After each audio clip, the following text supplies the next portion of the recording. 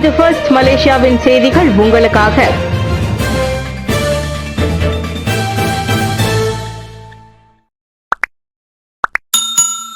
போதைப் பொருள் கடத்தலை முறியடிக்க நாட்டின் நுழைவாயில்களில் 20 மோப்ப நாய்கள்.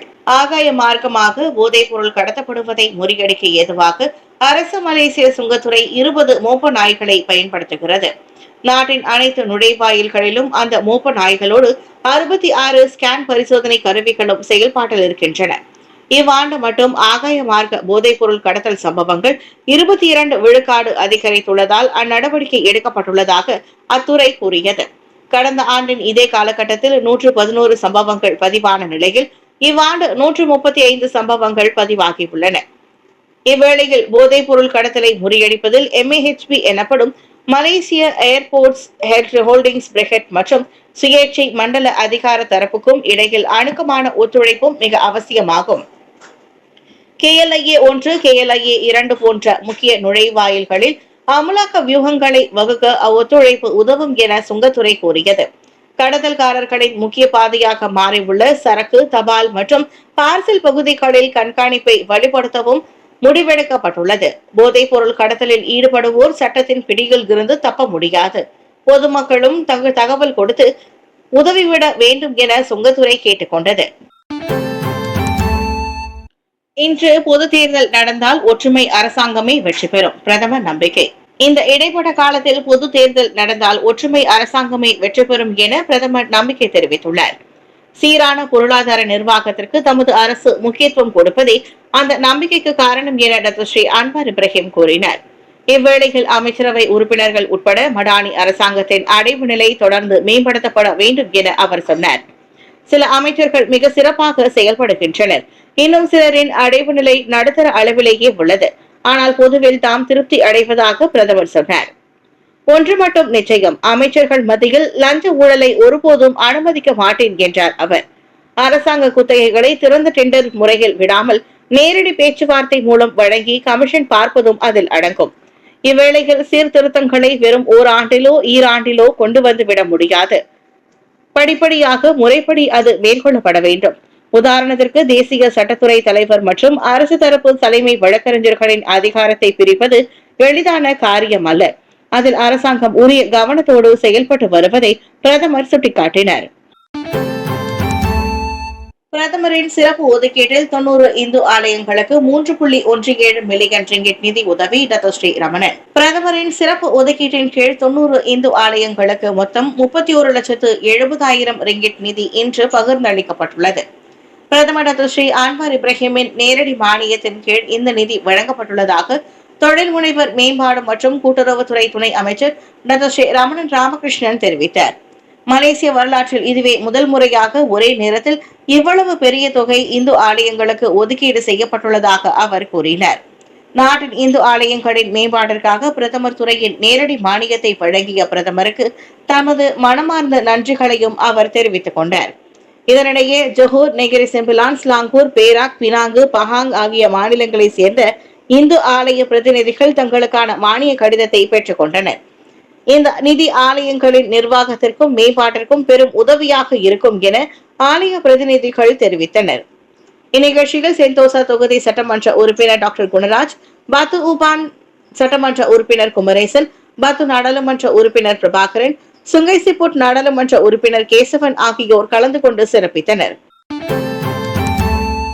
கோலாலம்பூர் மற்றும் கேந்திங் மலையில் ஏக காலத்தில் 5 விபச்சார விடுதிகளை முற்றுகையிட்ட புகிட் அமான்.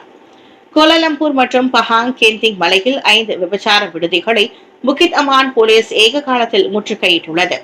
இவை அனைத்தும் இணையதளங்கள் வாயிலாக விளம்பரப்படுத்தப்பட்டு செயல்படுத்தப்பட்டு வந்தவையாகும். ஒரு வார காலமாக கண்காணித்தும் வேவு பார்த்தும் வெள்ளிக்கிழமை மாலை அந்த அதிரடி சோதனைகள் மேற்கொள்ளப்பட்டன.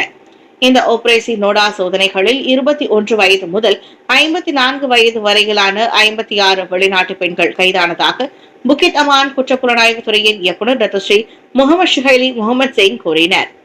வியட்நாம், தாய்லாந்து, லாவோஸ் மற்றும் இந்தோனேசிய விலை மாதர்களின் சேவைக்கு வாடிக்கையாளர்களுக்கு 4 மணி நேரத்திற்கு 1200 ரிங்கிட் கட்டணம் விதிக்கப்படுகிறது. 56 விலை மாதர்கள் தவிர்த்து அவ்விரு ஆபாச இணையதளங்களை நிர்வகித்து வருவதோடு வாட்ஸ்அப் மற்றும் டெலிகிராம் வாயிலாக வாடிக்கையாளர்களின் தங்கும் இடத்திற்கு பொறுப்பான 2 உள்ளூர் பெண்கள் உட்பட 4 கைதாகியுள்ளனர். விலை மாதர்களை கொண்டு செல்வதும் கொண்டு வந்து விடுவதுமான வேலைகளை பார்த்து வந்த 2 உள்ளூர் ஆடவர்களும் கைது செய்யப்பட்டனர். 11,490 ரிங்கிட் ரொக்கம், இந்த 2 சிசிடிவி கேமராக்கள், 15 கைபேசிகள், ஆணுரைகள், உடம்புபிடி தைலம் உள்ளிட்டவையும் பறிமுதல் செய்யப்பட்டன. கைதானவர்கள் குற்றவியல் சட்டத்தின் கீழும் குடிநுழைவு சட்டத்தின் கீழும் விசாரிக்கப்பட உள்ளனர். மலேசிய தாய்லாந்து எல்லையை சட்டவிரோதமாக கடக்க விதிக்கப்பட்ட தடை தொடரும். ஐஜிபி திட்டவட்டம். கிளந்தான் சுங்கை கோலோக் வழியாக சட்டவிரோதமாக எல்லையை கடக்க போலீஸ் தொடர்ந்து தடை விதிக்கும். அதனால் ஏமாற்றம் அடையும் தரப்பினரின் மிரட்டல்களுக்கு அடிபணிய போவதில்லை என தேசிய போலீஸ் படை தலைவர் தான் ஸ்ரீ ரசருடின் ஹுசைன் திட்டவட்டமாக கூறியுள்ளார். சட்டத்திற்கு உட்பட்டே அத்தடை விதிக்கப்பட்டது. அது பின்பற்றப்படுவதை உறுதி செய்ய வேண்டியது போலீசாரின் கடமை என்றார் அவர். எனவே எந்த ஒரு மிரட்டல்களுக்கும் நாங்கள் பயப்படவில்லை. நாங்கள் முழு விழிப்பு நிலையில் உள்ளோம். உளவு நடவடிக்கைகளும் முடுக்கிவிடப்பட்டிருப்பதாக ஐஜிபி சொன்னார். டிசம்பர் 1 முதல் மலேசிய தாய்லாந்து எல்லையை கடக்க சட்டவிரோத தளங்களை பயன்படுத்த தடை விதிக்கப்பட்டதிலிருந்து தங்களுக்கு ஏராளமான மிரட்டல்கள் வருவதாக கிளந்தான் போலீஸ் முன்னதாக கூறியிருந்தது. அவ்வாறு செய்வோர் இதுநாள் வரை குடிநுழைவு சட்டத்தின் கீழ் கைது செய்யப்பட்டு வந்தனர். மலேசிய தாய்லாந்து எல்லையில் நாட்டின் அதிகாரப்பூர்வ நுழைவாயில்களாக இருப்பது ரந்தாவ் பஞ்சாங், புகித் புங்கா மற்றும் பெங்கலான் குபோரில் உள்ள ICQS எனப்படும் குடிநுழைவு, சுங்க, தனிமைப்படுத்துதல் மற்றும் பாதுகாப்பு வளாகம் மட்டுமே என உள்துறை அமைச்சு கடந்த மாதம் அறிவித்திருந்தது குறிப்பிடத்தக்கது. துரித உணவகத்தின் ரசீதுகளில் இஸ்லாத்தை அவமதிக்கும் வார்த்தைகள். விசாரணையில் இறங்கிய ஜொஹூர் போலீஸ். துரித உணவகம் ஒன்றில் வாங்கிய உணவுகளுக்கான கட்டண ரசீதுகளில் இஸ்லாத்தை அவமதிக்கும் வார்த்தைகள் இடம்பெற்றிருப்பதாக வைரலாகியுள்ள சம்பவத்தை ஜொஹூர் போலீஸ் விசாரித்து வருகிறது. டிசம்பர் 19, 20ஆம் தேதிகள் இடைப்பட்ட இந்த ரசீதுகள் குலுவாங், பத்துபஹாட், மூவார் ஆகிய இடங்களில் ஒரே நபரால் வாங்கப்பட்ட துரித உணவுகளுக்கானவை. ஜொஹூர் போலீஸ் தலைவர் டாக்டர் M. குமார் இதனை உறுதிப்படுத்தினார். சந்தேக நபர்களை அடையாளம் காண மேற்கொண்டு விசாரணைகள் நடைபெறுவதாக அவர் சொன்னார்.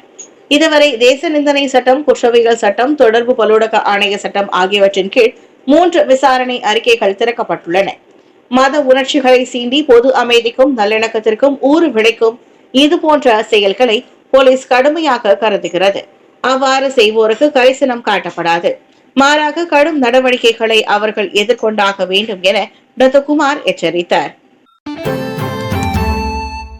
ரொஸ்மா நீதிமன்ற வழக்கில் நான் தலையிட்டேனா? பிரதமர் அன்வார் திட்டவட்ட மறுப்பு. டாக்டர் ரொஸ்மா மன்சூரை உட்படுத்திய நீதிமன்ற வழக்கில் தமது தலையீடு இருப்பதாக கூறப்படுவதை பிரதமர் டாக்டர் ஸ்ரீ அன்வார் இப்ராஹிம் மீண்டும் மறுத்துள்ளார். எனக்கும் தனிப்பட்ட கருத்துக்கள் இருக்கலாம், ஆனால் நீதிமன்றத்தின் முடிவில் நான் தலையிட முடியாது. நீதிமன்றம் அதன் வேலையை செய்ய நாம் வழிவிட வேண்டும் என்றார் அவர். தமது பார்வையில் 14வது பொது தேர்தலுக்கு பிறகு ஆட்சி மாற்றம் கண்டதும் அவசரமாக பல வழக்குகள் போடப்பட்டுள்ளன. அதனால்தான் அவை பலவீனமாக இருக்கின்றன. அப்போது ஆட்சியில் இருந்தவரின் அரசியல் பழிவாங்கும் படலமாக அதனை தாம் கருதுவதாக அன்வார் சொன்னார். எனினும் பிரதமர் என்ற முறையில் தாமும் கவனமாக பேச வேண்டும் என்றார் அவர். பிரதமர் பெயர் குறிப்பிடாவிட்டாலும் 2018 பொது தேர்தலுக்கு பிறகு ஆட்சிக்கு வந்தது 7வது பிரதமர் டாக்டர் மகாதீர் முகமது என்பது அனைவரும் அறிந்ததே. முன்னாள் பிரதமர் doctor Sri Najib ரசாக்கின் துணைவியாருமான Rasma 7 million ரிங்கிட்டை உட்படுத்திய சட்டவிரோத பண பரிமாற்றம் மற்றும் வரி ஏய்ப்பு தொடர்பான அனைத்து 17 குற்றச்சாட்டுகளில் இருந்தும் கடந்த வாரம் விடுவிக்கப்பட்டார். ரொஸ்மா மீதான குற்றச்சாட்டுகள் சட்டத்திற்கு புறம்பானவை என்பதோடு குற்றவியல் நடைமுறை சட்டத்தை பின்பற்றி இருக்கவில்லை. தொடங்கியது இண்டிகோவின் சென்னை பினாங்கு நேரடி பயண சேவை. சென்னை வழியாக மதுரையில் இருந்து பினாங்கிற்கான இண்டிகோ விமான நிறுவனத்தின் முதல் நேரடி பயண சேவை வெற்றிகரமாக தொடங்கியுள்ளது. இந்திய நேரப்படி சனிக்கிழமை அதிகாலை 2:15 மணியளவில் அனைத்து சென்னை விமான நிலையத்திலிருந்து 165 பயணிகளுடன் புறப்பட்ட இண்டிகோ 6E1045 விமானம் மலேசிய நேரப்படி சனிக்கிழமை காலை 8:08 மணிக்கு பினாங்கில் தரையிறங்கியது. பினாங்கு அனைத்துலக விமான நிலையத்தில் தரையிறங்கிய அவ்விமானத்திற்கு பாரம்பரிய முறைப்படி தண்ணீர் பீச்சி அடித்து வரவேற்பு கொடுக்கப்பட்டது.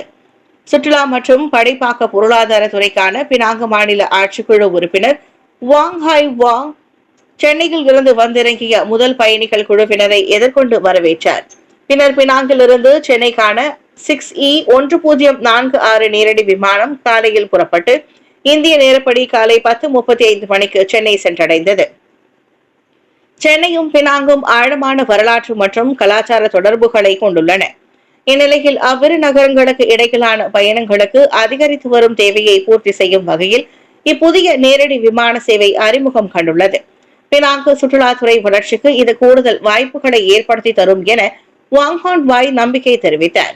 ஏற்கனவே சென்னை கோலாலம்பூர் மற்றும் சென்னை லங்காவி என 2 நேரடி பயண சேவைகளை வழங்கி வரும் இண்டிகோ மலேசியாவில் 3வது இடமாக பினாங்கை தேர்ந்தெடுத்துள்ளது. மலாயா பல்கலைக்கழகத்தில் பாலியல் தொல்லை புகார், உடனடி விசாரணைக்கு உத்தரவு. UM எனப்படும் மலாயா பல்கலைக்கழகத்தின் பெயரை கெடுக்கும் வகையில் கிளம்பியுள்ள 2 பாலியல் தொல்லை புகார்கள் குறித்து உடனடி விசாரணை நடத்துமாறு அதன் நிர்வாகம் உத்தரவிட்டுள்ளது. உயர்கல்வி அமைச்சர் ஸ்ரீ ஜம்ரி அப்துல் காதிர் அந்த உத்தரவை பிறப்பித்துள்ளார். அந்த புகார்களை ஏனோதானோ என்று எடுத்துக்கொள்ளாமல் நீதி நிலைநாட்டப்படுவதை UM உறுதி செய்ய வேண்டும். நாட்டின் சட்டத்திட்டங்களுக்கு எதிரான பாலியல் செயல்களை அமைச்சு ஒருபோதும் சகித்துக் கொள்ளாது என்றார் அவர். புகார் பெற்ற முதல் நாளில் இருந்து சட்டப்படி எடுக்க வேண்டிய நடவடிக்கைகள் உட்பட தாங்கள் எடுத்து வரும் உரிய நடவடிக்கைகள் பற்றி துணைவேந்தர் தெரிவித்துள்ளார். புகார் கூறப்பட்ட பேராசிரியரும் போலீசில் புகார் செய்துள்ளார். ஆக அனைவருக்கும் நியாயமாக நடக்க வேண்டும் என்றால் போலீசாரின் விசாரணைக்கு நாம் வழிவிட வேண்டும் என்றார் அவர். சம்பந்தப்பட்ட பேராசிரியர் தனது நிர்வாண புகைப்படங்களை மாணவர்களுக்கு அனுப்பியதாக வெடித்துள்ள சர்ச்சை குறித்து அமைச்சர் கருத்துரைத்தார். இவ்வேளையில் UM மாணவர்களில் 5 ஒருவர் பாலியல் தொல்லைக்கு ஆளாகி இருப்பதாக முன்னாள் மாணவர் சங்கம் குற்றம் சாட்டியுள்ளது குறித்தும் உடனடி விசாரணை நடத்துமாறு பல்கலைக்கழக நிர்வாகம் உத்தரவிடப்பட்டுள்ளது. அக்குற்றச்சாட்டு மிக கடுமையானது என்பதால் விரிவான விசாரணை தேவை. உண்மை இல்லை என தெரிய வந்தால் பல்கலைக்கழகம் மீது படிந்த கரையை போக்கவும் நடவடிக்கை எடுத்துதான் ஆக வேண்டும் என்றார் அவர்.